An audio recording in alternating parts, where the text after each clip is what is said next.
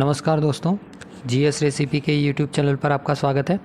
आज हम वैदिक काल के भाग 3 के बारे में डिस्कस करेंगे।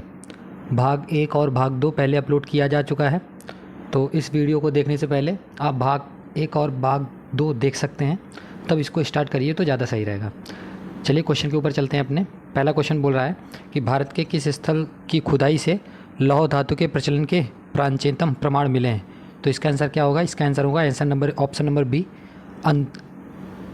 अतरंजी खेड़ा से लौह धातु के जो प्रमाण हैं वो मिले हैं। अगर ये पूछ लिया जाए कि अतरंजी जो खेड़ा है वो कहाँ पर स्थित है, तो अतरंजी जो खेड़ा है वो उत्तर प्रदेश में स्थित है। उत्तर प्रदेश में भी पूछा जाए कि कहाँ स्थित है, तो उत्तर प्रदेश में एक डिस्ट्रिक्ट है जिसका नाम है एटा, तो उत्तर प्रदेश के एटा में ये स्थित है। उत्तर प्रदेश के एटा से इसकी खुदाई से कुछ लोहे के उपकरण प्राप्त हुए थे। कुछ महत्वपूर्ण तथ्य जान लीजिए इसके बारे में। कुछ महत्वपूर्ण तथ्य ये हैं कि विद्वानों ने इसका जो समय माना है वह लगभग 1000 ईसा पूर्व से माना है। इनके लोहे के उपकरण के प्राप्त होने का इनको प्रमाण मिला है। इसे अभी तक का प्राचीनतम साक्ष्य माना जाता था। अभी हाल ही में खुदाई और एनसीईआरटी के स्रोतों ने ये बताया है कि लगभग 1000 से पहले भी 1500 ईसा पूर्व से लोहे के इस्तेमाल की बात किन्होंने स्वीकार की है? एनसीईआरटी ने भी स्वीकार कर ली है। ठीक है, तो इस प्रश्न का जो आंसर है, इस प्रश्न का आंसर है ऑप्शन नंबर बी। अगले प्रश्न की ओर बढ़ते हैं। अगला प्रश्न क्या है? अगला प्रश्न बोल रहा है वैदिक काल में निम्नलिखित में से किनको आर्य संस्कृति का धुर समझा जाता था? आर्य संस्कृति का जो धुर है वो किसे समझा जाता था? पहला ऑप्शन है अंग और मगध, दूसरा ऑप्शन है कौशल और विदेह, तीसरा ऑप्शन है कुरु और पांचाल, और चौथा ऑप्शन है मत्स्य और सुरसेन। इसका जो सही आंसर है, इसका सही आंसर है ऑप्शन नंबर सी, कुरु और पांचाल जो थे इन्हें ही माना जाता था। कुछ महत्वपूर्ण तथ्य जान लीजिए किसके बारे में, ये आर्य संस्कृति की धूर मतलब वैदिक काल के बारे में कुछ महत्वपूर्ण तथ्य जान लीजिए। महत्वपूर्ण तथ्य इनके बारे में ये है कि उत्तर वैदिक काल आते आते जो आर्य संस्कृति की विस्तार एवं संकेंद्रण जो बन गया था वो बन गया था, या सप्त सैंधव क्षेत्र में गंगा घाटी की ओर हो चुका था इसका विस्तार। ठीक है, फिर मध्य गंगा घाटी में एक जगह का नाम है कुरु, फिर एक जगह का नाम है पांचाल। मध्य घाटी गंगा में कुरु और पांचाल इस काल में आर्य संस्कृति की धुरी समझा जाता था इन दोनों जगहों को।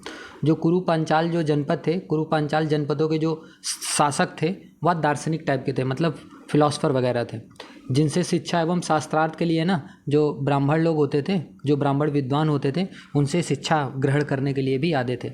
और महत्वपूर्ण तथ्य ये है कि उत्तर वैदिक काल में आर्य सभ्यता का जो विस्तार है ना वो निचली गंगा घाटी से सदा नीरा के पास भी ये पहुंच चुका था, सदा नीरा के पास भी पहुंच चुका था। उसके बाद मगध के क्षेत्रों तक भी इसका विस्तार हो चुका था, जिसका विवरण जो है हमें कहाँ से पता चलता है? अच्छा, ये सब चीज़ें जो मैंने बताई ये कहाँ से पता चला है? ये पता चला है, एक ब्राह्मण है, मतलब एक ग्रंथ है ब्राह्मण जिसका नाम है शतपथ ब्राह्मण। ये जो ग्रंथ है शतपथ ब्राह्मण, इसमें इसकी एक जो है, इसमें एक चैप्टर जिसको कह सकते हैं, जिसे कहते हैं विदेह माधव, इसमें इसका उल्लेख किया गया है। इस कथा में उत्तर भारत के आर्यीकरण की ओर संकेत मिलता है हमें। इस कथा के अनुसार जो है, इसमें ये जो विदेह माधव की जो कथा है, विदेह माधव की कथा के अनुसार राजा विदेह माधव जो थे वो अपने पुरोहित, इनके पुरोहित का क्या नाम था? इनके पुरोहित का नाम था गौतम राहुगढ़। जो इनके पुरोहित थे गौतम राहुगढ़ के साथ सदा नीरा, जो आज की जो आधुनिक कही जा सकती है नदी, जिसको हम गंडक बोलते हैं, गंडक तक आर्य संस्कृति का विस्तार किया था। ठीक है, इस समय के जो प्रमुख शासक और जनपद थे, एक काम करेंगे, एक तरफ मैं शासक का नाम लिख रहा हूँ और दूसरी तरफ जनपद का नाम लिख रहा हूँ, तो आप भी अपने जो कॉपी है उसमें एक एक करके लिखते चले जाइए। जो जनपद में अगर बात करें तो एक जनपद था कैकय जनपद के जो उस समय शासक थे उनका नाम था अश्वपति, तो आप इसको नोट डाउन कर सकते हो। ठीक है, दूसरे नंबर पे देखिए काशी जो एक जनपद है, काशी के जो शासक हैं उनका नाम क्या था? उनका नाम था काशी के जो हैं उनका नाम था अजातशत्रु। उनका नाम क्या था? उनका नाम था अजातशत्रु। ठीक, आप बनाते चलिएगा। तीसरे नंबर पे अगर जनपद देखें तो जनपद का नाम है विदेह। और विदेह के जो शासक हैं उनका नाम क्या है? उनका नाम है जनक। विदेह के शासक का नाम जनक, ये तीसरे नंबर पे। चौथे नंबर पे अगर देखें तो चौथे नंबर पे एक जनपद है जिसका नाम है कुरु, और कुरु के जो शासक थे उनका नाम क्या था? उनका नाम था जनमेजय। जनमेजय। पाँचवें नंबर पे जो जनपद है उसका नाम है पांचाल। उसका नाम क्या है? पांचाल। और जो पांचाल के जो शासक हैं उनका नाम है जैवली। उनका नाम क्या है? जैवली। तो ये कुछ प्रमुख शासक थे और उनके कौन से जनपद पे वो शासन करते थे वो बता दिया गया है। तो इस वाले प्रश्न का जो आंसर था, इस वाले प्रश्न का आंसर था ऑप्शन नंबर सी। अगले प्रश्न की ओर बढ़ते हैं। अगला प्रश्न क्या है? अगला प्रश्न बोल रहा है वैदिक राजाओं एवं राज्यों के निम्नलिखित युगों में से कौन सा एक सुमेलित नहीं है। इसमें बोल रहा है कि कौन सा एक सुमेलित नहीं है। मैंने बताया था जो अजातशत्रु था वो काशी का शासक था, ये बिल्कुल सही बात है। अश्वपति जो थे वो कैके के शासक थे, ये भी सही है, मैंने पिछले क्वेश्चन में बताया। जनक जो थे वो विदेह के शासक थे, ये भी सही है। लेकिन जो लास्ट दे रखा है जनमेजय, ये क्या मध्य के शासक थे? नहीं, ये मध्य के शासक नहीं थे। तो कहाँ के थे? ये कुरु के शासक थे। कहाँ के शासक थे? तो कुरु के शासक थे। इसका सही आंसर क्या हो जाएगा? इसका सही आंसर हो जाएगा ऑप्शन नंबर डी। ठीक है, अगले प्रश्न की ओर बढ़ते हैं। अगला प्रश्न क्या बोल रहा है? अगला प्रश्न है उत्तर वैदिक युग में उत्तरी बिहार के आर्यीकरण का श्रेय किसे दिया जाता है? अगर उत्तरी बिहार के आर्यीकरण का जो श्रेय दिया जाता है ना, वह किसे दिया जाता है? वह दिया जाता है विदेह माधव को, जो शासक थे जिन्होंने वहाँ तक आर्यों के बारे में पूरी आर्यीकरण एक तरीके से किया था इन्होंने। तो इसका सही आंसर क्या हो जाएगा? इसका सही आंसर हो जाएगा option number is the right answer. अगले प्रश्न की ओर बढ़ते हैं। अगला प्रश्न क्या बोल रहा है? निम्नलिखित में से कौन सा एक पदाधिकारी उत्तर वैदिक काल में रत्नियों की सूची में सम्मिलित नहीं था? रत्नियों की सूची में कौन सम्मिलित नहीं था? तो इसका जो सही ऑप्शन है, इसका सही ऑप्शन है ऑप्शन नंबर सी। जो स्थपति था वो रत्नियों में शामिल नहीं था। इसके बारे में कुछ महत्वपूर्ण तथ्य जान लीजिए कि उत्तर वैदिक काल में जो राजनीतिक संस्थाएं थी वो सुदृढ़ रूप लेने लगी थी। इस काल में प्रमुख रचनाओं तथा शतपथ ब्राह्मण, मैंने बताया था शतपथ ब्राह्मण एवं तैत्तिरीय जो संहिता है इसमें 12 रत्नियों का उल्लेख किया गया है जो राज्य के प्रथम श्रेणी के अधिकारी होते थे। और इन अधिकारियों के कार्यों एवं दायित्वों का जो उल्लेख है ना वो इसमें किया गया है। ठीक है, अब 12 के 12 के मैं नाम बता देता हूँ, वो क्या काम करते थे ना वो मैं बोलता जाऊँगा, आप लिखते जाना, नहीं तो टाइम काफ़ी ज़्यादा लग जाएगा। तो जो 12 रत्नीय में से जो पहले है उसका नाम है पुरोहित। उसका नाम क्या है? पुरोहित। तो पुरोहित के बारे में आगे लिख लेना कि ये राजा के धार्मिक मामलों को देखता था। दूसरे नंबर पे आओ सेनानी। दूसरे नंबर पे सेनानी नाम, इसमें लिख दीजिएगा कि ये सैन्य विभाग का अध्यक्ष होता था। तीसरे नंबर पे लिखिए ग्रामीणी। तीसरे नंबर पे ग्रामीणी कौन होता था? या ग्राम मुखिया हुआ करता था। ठीक है, चौथे नंबर पे नोट डाउन करिएगा संग्रहिता के आगे लिखिएगा कि यह कोषाध्यक्ष होता था।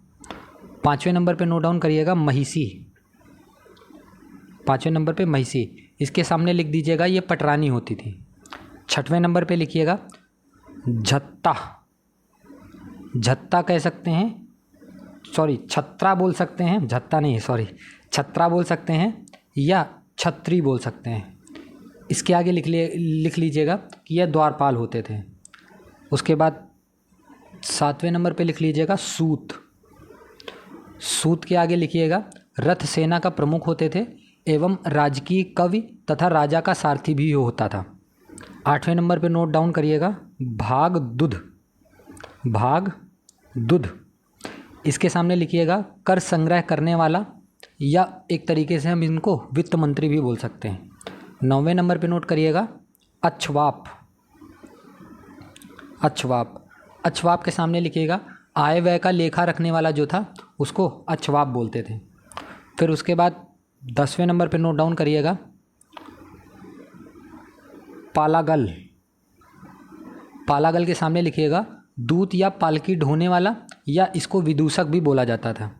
11वें नंबर पे नोट डाउन करिएगा गोविकर्तन, इसके सामने लिखिएगा शतपथ ब्राह्मण में इसे गवाध्यक्ष भी बोलते थे। और लास्ट 12वें नंबर पे लिखिएगा राजन्य, और राजन्य के आगे लिखिएगा यह राजा होता था। और क्या महत्वपूर्ण तथ्य है इसके बारे में? महत्वपूर्ण तथ्य ये भी है कि इसके अतिरिक्त एक संहिता है जिसका नाम है मैत्रायणी संहिता। मैत्रायणी संहिता। उसके बाद एक संहिता है काठक संहिता, काठक संहिता। और एक और मैंने ब्राह्मण ग्रंथ का नाम बताया था शतपथ ब्राह्मण। क्या बताया था? शतपथ ब्राह्मण। इन सब में कुछ और लोगों के भी नाम का उल्लेख है। जैसे जो तक्षक होते थे, ये कौन होते थे? ये बढ़ई होते थे उस समय के, ठीक है। और एक रथकार होते थे। रथकार कौन होते थे? रथकार रथ बनाने वाला होता था। इन सब का उल्लेख जो है वो भी इसमें किया गया है, ठीक है। इसीलिए बोला जाता है कि जो स्थपति थे वो प्रांतीय शासक को भी कहा जा सकता है। तो इस प्रश्न का जो आंसर था, इस प्रश्न का आंसर था आंसर नंबर सी। अगले प्रश्न की ओर बढ़ते हैं। अगला प्रश्न क्या है? अगला प्रश्न बोल रहा है उत्तर वैदिक काल में निम्नलिखित में से कौन सा अधिकारी करों का संग्राहक होता था? करों का संग्राहक कौन होता था? मैंने बोला ऑप्शन नंबर बी, भागदूत जो होते थे वो करों के संग्राहक होते थे। अगले प्रश्न की ओर बढ़ते हैं। अगला प्रश्न क्या बोल रहा है? 800 से 600 ईसा पूर्व का काल किस युग से जुड़ा हुआ है? तो मैंने बताया था यह ब्राह्मण युग से जुड़ा हुआ है, ठीक है। चलिए, इस काल में ब्राह्मणों की रचना हुई, इसीलिए इसको ब्राह्मण काल बोला जाता है। ब्राह्मण ग्रंथ जो हैं वो वेदों के परिशिष्ट हैं। और एक चीज़ और आप नोट कर सकते हो, मैंने भाग 2 में ही बताया था कि जो ऋग्वेद का जो एक ब्राह्मण है उसका नाम है ऐतरेय ब्राह्मण, और जो यजुर्वेद के एक जो ब्राह्मण है उनका नाम है शतपथ ब्राह्मण। तो दोनों इंपॉर्टेंट हैं, तो याद रखिएगा आप। ऐतरेय ब्राह्मण है वो किससे रिलेटेड है? वो ऋग्वेद से रिलेटेड है। और जो शतपथ ब्राह्मण है यह यजुर्वेद से रिलेटेड है। तो ये क्वेश्चन किसी भी एग्जाम में देखने को आपको मिल सकता है। अगले प्रश्न की ओर बढ़ते हैं। इसका सही आंसर याद रखिएगा, इसका सही आंसर है ऑप्शन नंबर ए। अगले प्रश्न की ओर बढ़ते हैं। अगला प्रश्न क्या बोल रहा है? अगला प्रश्न बोल रहा है एक तरफ सूची 1 दे रखा है, दूसरी तरफ सूची 2 दे रखा है, ठीक है। और इसमें हमको मिलान करना है। तो पहले पे जो व्रीहि है, व्रीहि को एक तरीके से किसको बोला जाता था? व्रीहि बोला जाता था चावल को, ठीक है। और अगर मुदक की बात की जाए तो यह मूंग को बोला जाता था। और अगर यव की बात की जाए तो जौ इसको बोला जाता था, मैंने पहले ही बताया है। और इच्छू जो है वो गन्ना को बोला जाता था। तो आंसर क्या है? 2 3 4 1। देखिए 2 3 4 1 किसमें? अगर पहला ही आपको पता है तभी आंसर पता चल जाता, 2 3 4 1। तो option number D is the right answer. अगले प्रश्न की ओर बढ़ते हैं। अगला प्रश्न क्या है? अगला प्रश्न बोल रहा है चित्रित धूसर भांड किस काल के हैं? जो धूसर भांड हैं वो वैदिक काल से रिलेटेड है। इसके बारे में भी कुछ महत्वपूर्ण तथ्य जान लीजिए। पुरातात्विक अवशेषों के आधार पर प्राप्त जो मृदभांड के द्वारा सभ्यताओं का जो तिथिक्रम प्रदान करने का प्रयत्न किया गया है वह वैदिक संस्कृति से मेल खाने वाली संस्कृतियां हैं। जैसे पहला जो मिला हुआ है वो पहला मिला हुआ है आपका, जो पहला आपका मिला हुआ है उसका नाम है काले एवं लाल मृदभांड। जो पहला मिला हुआ है उसका नाम है काले एवं लाल मृदभांड। दूसरा जो मिला हुआ है उसका नाम है ताम्रपुंज। और जो तीसरा मिला हुआ है उसका नाम है गेरुवर्डी मृदभांड, ठीक है। चित्रित धूसर मृदभांड को मैंने बताया था PGW भी बोला जाता था। इसका जो क्षेत्र है वो पश्चिमी उत्तर प्रदेश के क्षेत्र में ये पाया गया है, जो कि उत्तर वैदिक काल को इंगित करता है। इस समय लोहे का व्यापक उपयोग प्रारंभ हो चुका था। तो याद रखिएगा उत्तर वैदिक काल में लोहे का व्यापक उपयोग का प्रारंभ हो चुका था। तो इस प्रश्न का जो सही आंसर है, इस प्रश्न का सही आंसर है ऑप्शन नंबर डी, वैदिक काल, ठीक है। चलिए अगले प्रश्न की ओर बढ़ते हैं। अगला प्रश्न क्या बोल रहा है कि धर्मशास्त्रों में भू राजस्व की दर क्या थी? तो इसका जो सही आंसर है, इसका सही आंसर है ऑप्शन नंबर सी। जो धर्मशास्त्रों में जो भू राजस्व की दर होती थी वह 1/6 होती थी। इसके बारे में कुछ महत्वपूर्ण तथ्य जान लीजिए। धर्मशास्त्रों में बताया गया है कि राजा अपने द्वारा किए गए कार्यों, और राजा कौन सा कार्य करता था?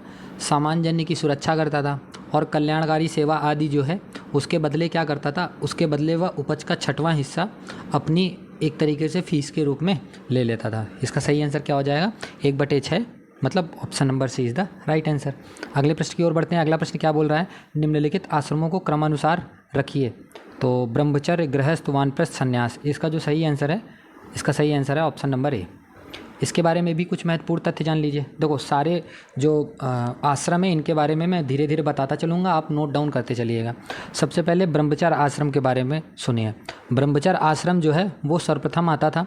ब्रह्मचर्य में धर्म हमेशा प्रमुख होता था।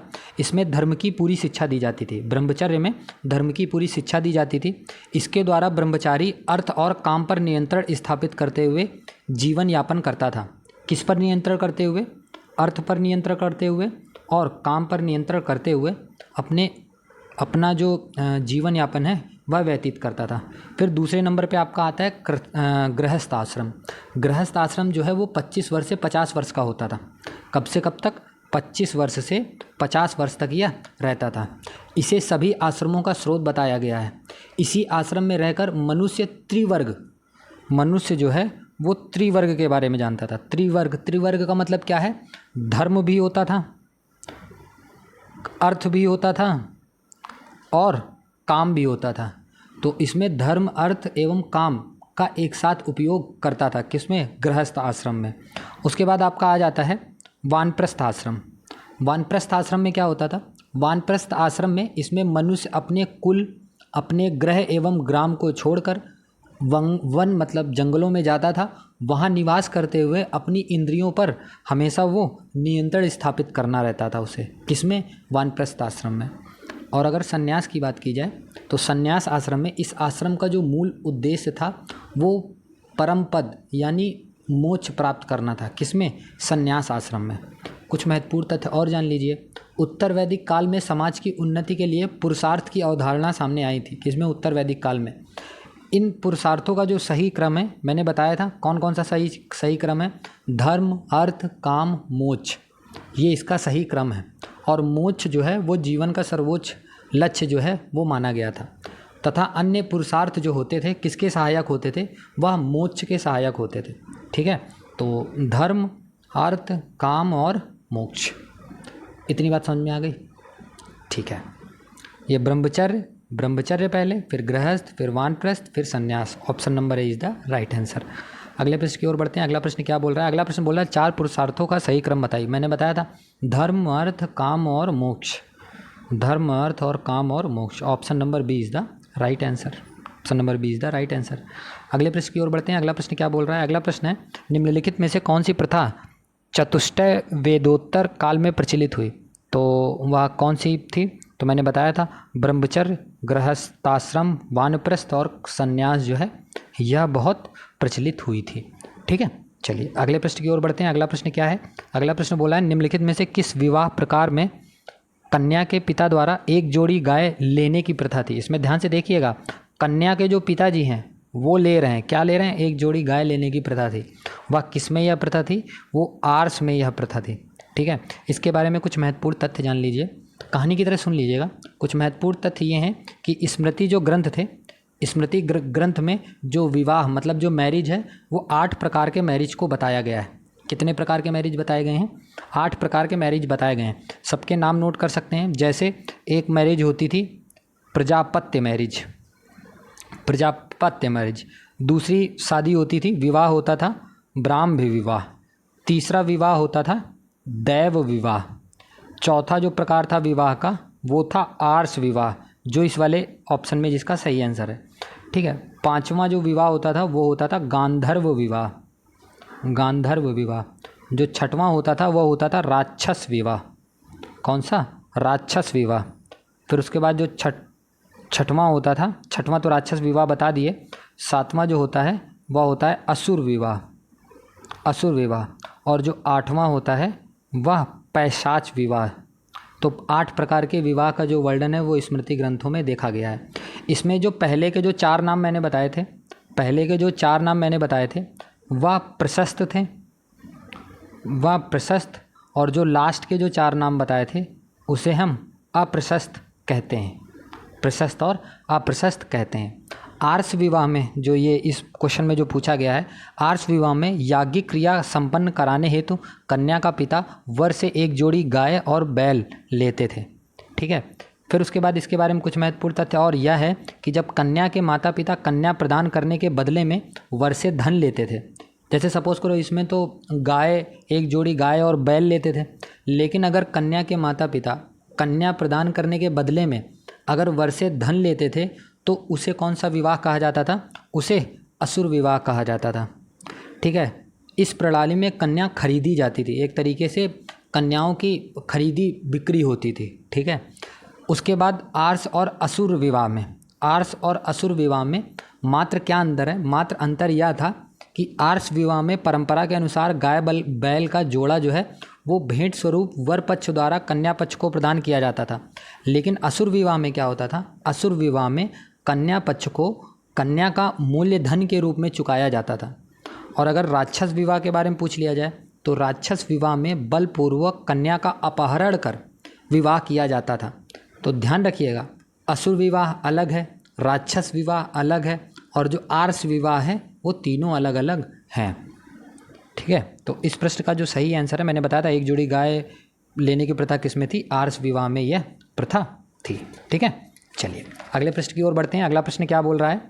अगला प्रश्न है कि किस विधि में वर जो है, वर द्वारा वधु के पिता को शुल्क देकर विवाह होता था? किस प्रक्रिया में भाई शुल्क दिया जाता था? अभी आप सोचिए, 3 प्रकार के विवाह मैंने डिटेल में समझाए हैं। कौन कौन से वो विवाह थे? तो इसका जो सही आंसर है, असुर विवाह में ऐसा होता था कि इस विधि में वर द्वारा वधु के पिता को शुल्क देकर विवाह किया जाता था। ठीक है, और राक्षस विवाह में एक तरीके से अपहरण कर लिया जाता था कन्या का। इसके बाद इसका सही आंसर है ऑप्शन नंबर ए। अगले प्रश्न की ओर बढ़ते हैं। अगला प्रश्न क्या है? अगला प्रश्न बोल रहा है राक्षस प्रकार का विवाह कौन था? तो मैंने बताया कि खरीद कर जो विवाह होता था ना, वो असुर विवाह होता था। दहेज देकर जो विवाह किया जाता था वो अलग ही होता था। प्रलोभन दे के किया जाता था वो भी अलग होता था। जो बंदी बनाकर अपहरण कर कर जो विवाह किया जाता था उसे हम राक्षस प्रकार का विवाह कहते हैं। ठीक है, इसका आंसर क्या हो जाएगा? इसका आंसर हो जाएगा option number B is the right answer. अगले प्रश्न की ओर बढ़ते हैं। अगला प्रश्न क्या है? संस्कारों की कुल संख्या कितनी है? तो संस्कार कितने बताए गए हैं? वैदिक काल के में संस्कारों की संख्या 16 है। जैसे कहा नहीं जाता आपके घर में 16 संस्कार होते हैं, तो संस्कारों की कुल संख्या 16 है। इनके नाम आप नोट कर सकते हो, मैं बताता चल रहा हूँ, आप नोट करते चले जाइएगा। पहला जो संस्कार है उसका नाम है गर्भाधान। दूसरा जो संस्कार है उसका नाम है पुंसवन। तीसरा जो संस्कार है उसका नाम है सीमांतोन्नयन। इसका नाम लिख देता हूँ, जो हार्ड नाम होगा ना आप नहीं समझ पाओगे तो मैं लिख दूंगा। तीसरे का नाम है सीमांतोन्नयन, सीमांतोन्नयन।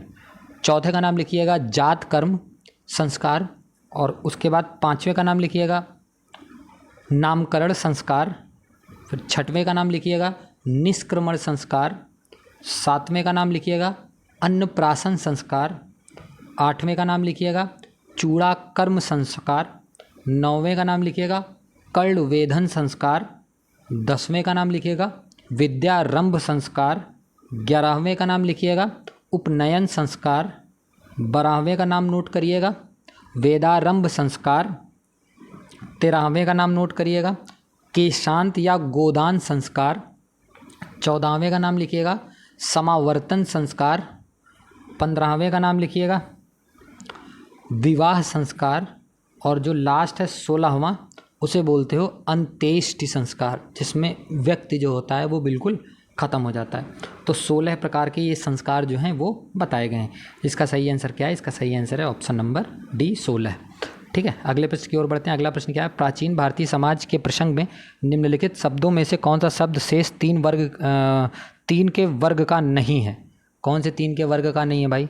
कुल है, वंश है, गोत्र, यही सब तो पूछा जाता है। आपका कुल कौन सा है, आपका वंश कौन सा है, आपका गोत्र कौन सा है, यही पूछते हैं ना। और जो कोष है वो कोष जो है वो इससे रिलेटेड नहीं है। अगर कोष इससे रिलेटेड नहीं है तो कोष से रिलेटेड क्या है?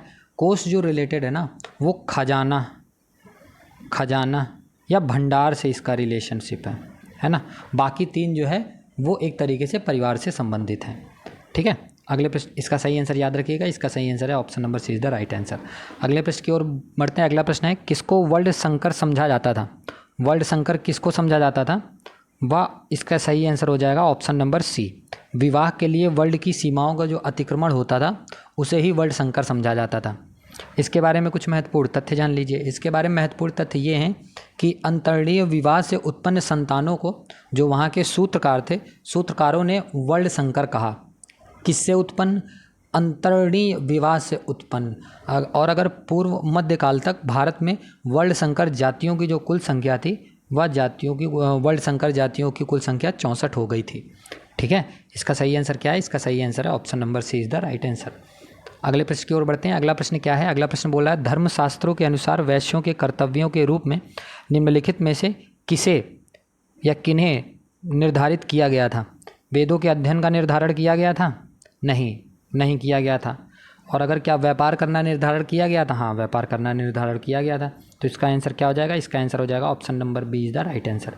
इसके बारे में कुछ महत्वपूर्ण तथ्य भी जान लीजिए। इसके बारे में महत्वपूर्ण तथ्य ये है कि वैदिक काल का अंत होते होते जो वैश्य लोग होते थे ना, वो हमेशा व्यापार को अपनाने लगे थे, बिजनेस एक तरीके से। फिर उत्तर वैदिक काल में क्या हुआ? केवल वैश्य ही राजस्व चुकाते थे, बाकी जो ब्राह्मण और क्षत्रिय होते थे दोनों वैश्यों से वसूले राजस्व पर ही जीते थे। कौन? ब्राह्मण और क्षत्रिय। फिर ऊपर के जो 3 वर्ड होते थे, कौन से ऊपर के 3 वर्ड? ब्राह्मण, क्षत्रिय और वैश्य की जो सामान्य विशेषता यह थी कि एक संस्कार होता था। मैंने 16 संस्कार के नाम बताए हैं। तो एक संस्कार होता था जिसको बोलते थे उपनयन। एक मिनट, जिसको बोलते थे उपनयन संस्कार। जिसको क्या बोलते थे? उपनयन संस्कार। जो ऊपर के जो 3 वर्ड थे वो उपनयन संस्कार के अधिकारी थे, अर्थात वे वैदिक मंत्रों के साथ जनेऊ धारण करने का अनुष्ठान भी किया करते थे हमेशा। तो इसका सही आंसर क्या है? इसका सही आंसर है option number B is the right answer. अगले प्रश्न की ओर बढ़ते हैं। वैदिक काल में अस्पष्टता का आधार क्या था? मतलब अनटचेबिलिटी का जो आधार था वह क्या था? वह अनटचेबिलिटी का जो आधार था वह था व्यवसाय। वो क्या था? व्यवसाय था। इसके बारे में भी कुछ महत्वपूर्ण तथ्य जान लीजिए। महत्वपूर्ण तथ्य ये है कि ऋग्वैदिक समाज जो है वो 4 वर्णों में विभक्त था। मैंने पहले भी बताया है, पार्ट 1 और पार्ट 2 आप देखेंगे तो उसमें पता चल जाएगा। ये वर्ड जो थे उनके नाम भी आपको पता है, क्या क्या वर्ड के नाम थे? ब्राह्मण, क्षत्रिय, वैश्य और शूद्र। यह जो विभाजन था वह व्यवसाय के आधार पर किया जाता था। और अगर ये पूछा जाए कि ऋग्वेद के 10वें मंडल के पुरुष सूक्त में ये जो 4 वर्ड हैं ना, इन वर्डों का उल्लेख किया गया है, तो इसको याद रखिएगा। ठीक, अगले प्रश्न की ओर बढ़ते हैं। अगला प्रश्न क्या है? अगला प्रश्न बोला है निम्नलिखित में से किस ग्रंथ में यज्ञ वेदियों के लिए माप निर्धारित है? किसमें यज्ञ वेदियों के लिए माप निर्धारित था? तो वह था शुल्ब सूत्र में इनका निर्धारण किया गया है। इसके बारे में कुछ महत्वपूर्ण तथ्य जान लीजिए। इसके बारे में महत्वपूर्ण तथ्य ये है कि जो शुल्ब सूत्र थे ना, वो संस्कृत के सूत्र ग्रंथ हैं। ये जो शुल्ब सूत्र हैं यह संस्कृत के सूत्र ग्रंथ हैं जो स्रोत कर्मों से संबंधित हैं। इसमें यज्ञ वेदी की रचना से संबंधित ज्यामिति मतलब जियोमेट्री नॉलेज के बारे में भी इसमें बताया गया है। फिर उसके बाद संस्कृत के शुल्ब शब्द का जो अर्थ था, शुल्ब जो शब्द का जो अर्थ है उसका अर्थ है नापने की रस्सी या डोरी। इसका अर्थ क्या है? नापने की रस्सी या डोरी। किसका अर्थ होता था? शुल्ब का अर्थ होता था। ठीक है। फिर यूप है। यूप याज्ञिक स्तंभों को कहा जाता था। एक शब्द है, याद रखिएगा, एक शब्द है यूप। यूप किन्हें कहा जाता था? यूप जो है वो याज्ञिक स्तंभ को कहा जाता था, जिस पर हमेशा कौन सा कार्य होता था? जिस पर हमेशा बलि कार्य किया जाता था। कौन सा कार्य किया जाता था? बलि का जो कार्य है वो इस पर संपन्न किया जाता था। तो इसका जो सही आंसर है, इसका सही आंसर है ऑप्शन नंबर ए। ठीक है, अगले प्रश्न की ओर बढ़ते हैं। अगला प्रश्न क्या है? यूप क्या है? तो मैंने बताया था यूप क्या है, यह एक याज्ञिक स्तंभ है। तो इसको याद रखिएगा। अगले प्रश्न की ओर बढ़ते हैं। अगला प्रश्न क्या है? अगला प्रश्न है सुरा की आहुति का संबंध किससे है? सुरा की जो आहुति का जो संबंध है ना, वह सौत्रामणि से है। किससे है? सौत्रामणि से। अगले प्रश्न इसके बारे में कुछ महत्वपूर्ण तथ्य जान लेते हैं। इसके बारे में महत्वपूर्ण तथ्य ये है कि यजुर्वेद में यजुर्वेद किसकी बात हम कर रहे हैं? हम बात कर रहे हैं यजुर्वेद की। तो याद रखिएगा, यजुर्वेद में विभिन्न प्रकार के यज्ञ और यज्ञ करने की विधि विधानों का जो है ना वो वर्णन किया गया है। फिर उसके बाद एक स्पेसिफिक प्रकार का यज्ञ है जिसका नाम है सौत्रामणि यज्ञ। सौत्रामणि यज्ञ में क्या होता था? सौत्रामणि यज्ञ में पशु और सुरा की आहुति दी जाती थी। किसकी आहुति दी जाती थी? पशुओं और सुरा की आहुति इसमें दी जाती थी। ये तो यजुर्वेद की बात हो गई। और अगर हम ऋग्वेद में चलें, किसमें? ऋग्वेद में चलें तो ऋग्वेद में भी सुरा का उल्लेख मिलता है। किनका? सुरा का उल्लेख मिलता है। सोम और सुरा जो होते थे वो आर्यों के मुख्य पेय होते थे, पेय पदार्थ होते थे। ठीक है। सोम अपनी मादकता के लिए विख्यात था। ठीक है, जैसे सोम रस आपने सुना होगा, है ना, तो वह मादकता के लिए विख्यात होता था, जिसे कौन से पर्वत से प्राप्त किया जाता था? एक पर्वत का नाम था उस समय जिसका नाम था मूजवंत पर्वत। जिसका नाम क्या था? जिसका नाम था मूजवंत पर्वत। तो मूजवंत पर्वत पर इसको प्राप्त किया जाता था। यज्ञों के अवसर पर सोम रस पीने के लिए तथा देवताओं को पीने के लिए मतलब देवताओं के भी पीने के लिए, खुद भी पीने के लिए, और देवताओं को समर्पित करने की जो प्रथा थी वो सोमरस पान चढ़ाने की ही प्रथा थी। ठीक है। उसके बाद एक चीज़ और याद रखिएगा, जो ये मैंने बताया था ना सूल-गौ यज्ञ, कौन सा यज्ञ मैंने बताया? सूल-गौ यज्ञ। सूल-गौ जो यज्ञ होता था वह किन के लिए किया जाता था? वह रुद्र जी के लिए किया जाता था। किन के लिए किया जाता था? रुद्र जी के लिए किया जाता था। इसका सही आंसर याद है ना आपको? इसका सही आंसर है सौत्रामणि से। अगले प्रश्न की ओर बढ़ते हैं। अगला प्रश्न क्या है? सूल-गौ यज्ञ किसके लिए किया जाता था? तो मैंने बताया था इसके पहले वाले क्वेश्चन में थी, सूल-गौ यज्ञ जो होता था वह रुद्र के लिए किया जाता था। ठीक है। अगले प्रश्न की ओर बढ़ते हैं। अगला प्रश्न क्या है? सूची 1 सूची 2 दे रखा है, तो एक तरीके से उनके स्रोत दे रखे हैं और एक तरफ वेद दे रखे हैं। तो ऋग्वेद किससे संबंधित है? ऋग्वेद संबंधित है स्रोत एवं प्रार्थनाओं से। जो यजुर्वेद है उसका संबंध किससे है? यजुर्वेद का संबंध स्रोत एवं कर्मकांड से है। जो सामवेद है उसका संबंध जो है वो संगीतमय स्रोत से है। और जो अथर्ववेद है ना, मैंने बताया था अथर्ववेद जो है वो तंत्र मंत्र एवं वशीकरण से संबंधित है। तो इसका ऑप्शन क्या हो जाएगा? इसका मिलान करोगे तो हो जाएगा 4, 2, 1 और 3, 42, 13। 42, 13 देखिए किस में है, तो इसका कौन सा ऑप्शन हो जाएगा? इसका ऑप्शन हो जाएगा option number A is the right answer. ठीक। अगले इसके बारे में कुछ महत्वपूर्ण तथ्य जान लीजिए। जो ऋग्वेद है ना, ऋग्वेद के बारे में सुनिए। ऋग्वेद जो था यह ऋचाओं का संकलन है, जिन्हें यज्ञों के अवसर पर देवताओं की स्तुति के लिए एक प्रकार के ऋषि होते थे, जिनका जो होते थे होत्र ऋषि। होत्र मतलब होत्र ऋषियों द्वारा इनका उच्चारण किया जाता था। संपूर्ण संहिता में, मतलब ये जो ऋग्वेद है, इस ऋग्वेद में 10 मंडल हैं और 1028 सूक्तियाँ हैं। मैंने बहुत बार बताया है, 10 मंडल हैं, 1028 सूक्तियाँ हैं। ऋग्वेद देवताओं की स्तुति से संबंधित रचनाओं का संग्रह है। फिर उसके बाद आ जाइए आप यजुर्वेद में। यजुर्वेद जो था वो कर्मकांड इसमें जो है इसमें कर्मकांड के बारे में बताया जाता था। क्योंकि अगर आप देखोगे ना तो यजु का अर्थ क्या होता है? यजु का अर्थ ही क्या होता है? यजु का अर्थ ही होता है यज्ञ। यजु का अर्थ होता है यज्ञ। इसमें यज्ञ के नियमों के बारे में और यज्ञ के विधि विधानों के बारे में बताया गया है। फिर उसके बाद तीसरे पे आ जाओ आप सामवेद। सामवेद में अगर साम का शाब्दिक अर्थ आप देखोगे, साम का शाब्दिक अर्थ देखोगे तो इसका शाब्दिक अर्थ होता है गान। गान का मतलब क्या होता है? गाना गाने से रिलेटेड होगा।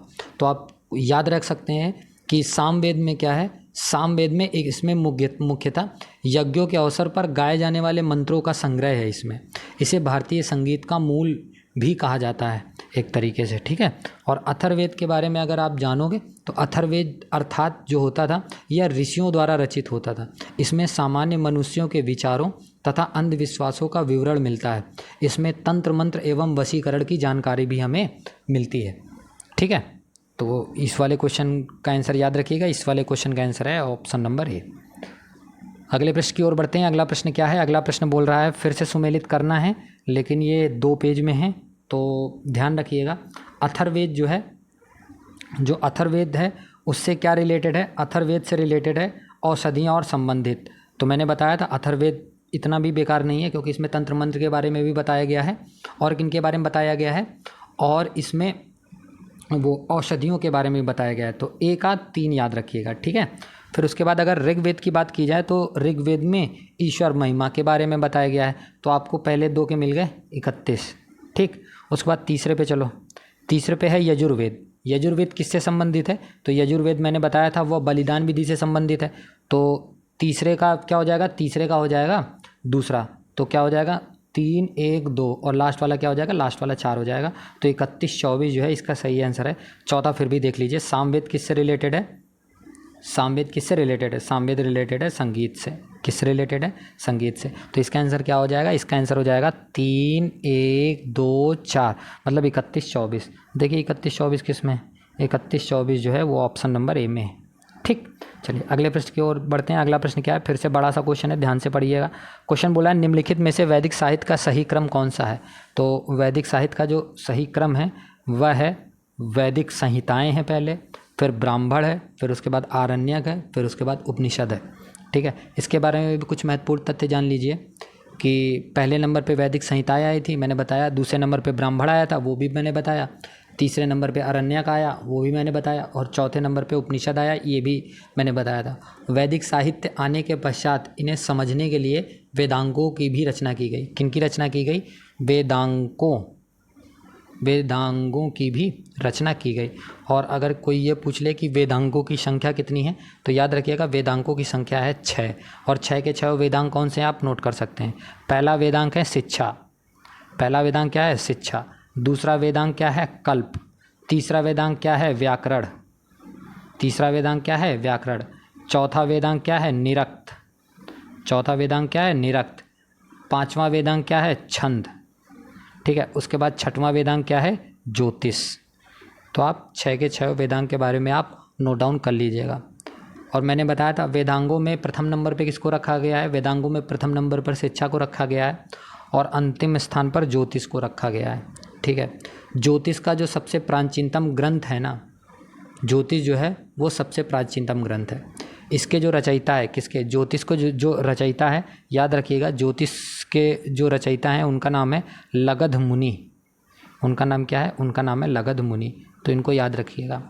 वेदांगों को वेदों के अंग के रूप में भी हमें वर्णन मिलता है, जिसमें ज्योतिष को वेदों का नेत्र कहा गया है। जो लास्ट वाला ज्योतिष है ना, इन्हें वेदों का नेत्र कहा गया है। इन्हें वेदों का नेत्र भी कहा गया है। ठीक है, चलिए इसका सही आंसर याद रखिएगा। इसका सही आंसर क्या है? इसका सही आंसर है option number A is the right answer. अगले प्रश्न की ओर बढ़ते हैं। अगला प्रश्न बोल रहा है निम्नलिखित में से कौन वेदांग ज्योतिष के लेखक के रूप में विख्यात है? तो कौन विख्यात थे? तो मैंने बताया था कौन थे, वो लगध मुनि थे। तो इसका सही आंसर क्या हो जाएगा? इसका सही आंसर हो जाएगा ऑप्शन नंबर सी। ठीक, अगले प्रश्न की ओर चलते हैं और आज का अंतिम प्रश्न यही है। आज से वैदिक काल आपका जो है वो ख़त्म हो जाएगा। लास्ट प्रश्न बोल रहा है कि जीविकोपार्जन हेतु वेद वेदांग पढ़ाने वाला अध्यापक क्या कहलाता था? तो वेद वेदांग को जो पढ़ाने वाले अध्यापक होते थे उन्हें हम उपाध्याय के नाम से जानते थे। ठीक है, तो इसके बारे में भी कुछ महत्वपूर्ण तथ्य जान लीजिए। वैदिक काल में जीविकोपार्जन हेतु वेद वेदांग पढ़ाने वाला जो अध्यापक होता था उन्हें ही हम उपाध्याय बोलते थे। ठीक है, जबकि जो एक लेखक हैं बहुत पुराने समय के, जिनका नाम है पाणिनि। पाणिनि ने 4 प्रकार के अध्यापकों के बारे में बताया। अध्यापक के भी कितने प्रकार हैं? 4 प्रकार हैं। ठीक है, उनका नाम क्या क्या है? एक हैं आचार्य। एक प्रकार के जो अध्यापक होते थे उनका नाम होता था आचार्य। दूसरे होते थे प्रवक्ता। दूसरे कौन होते हैं? प्रवक्ता। तीसरे कौन होते हैं? तीसरे होते हैं श्रेणीय। और चौथे कौन होते थे? चौथे का नाम ही होता था अध्यापक। उनका नाम क्या होता था? अध्यापक। इनमें आचार्य जो होते हैं वो अध्यापक की सबसे बड़ी पदवी होती थी। और यजुर्वेद में, ध्यान रखिएगा, किसमें? यजुर्वेद के मंत्रों का उच्चारण करने वाला जो पुरोहित होता था ना, किसमें? यजुर्वेद के मंत्रों का उच्चारण करने वाला जो पुरोहित होता है उसे हम अर्धवयु के नाम से भी जानते हैं। तो इसका जो लास्ट ऑफ क्वेश्चन था, इसका सही आंसर क्या था? इसका सही आंसर था ऑप्शन नंबर सी। तो ये जो सीरीज चल रही है कैसी लग रही है आपको? प्लीज़ कमेंट सेक्शन में लिख के बताइए। अगर कोई सजेशन देना हो तो प्लीज़ कमेंट सेक्शन में लिख के बताइए, जो भी आप नया देखना चाहते हैं इस चैनल पर। और प्लीज़ चैनल को सब्सक्राइब करिए और अपने दोस्तों से भी सब्सक्राइब करवाइए। धन्यवाद।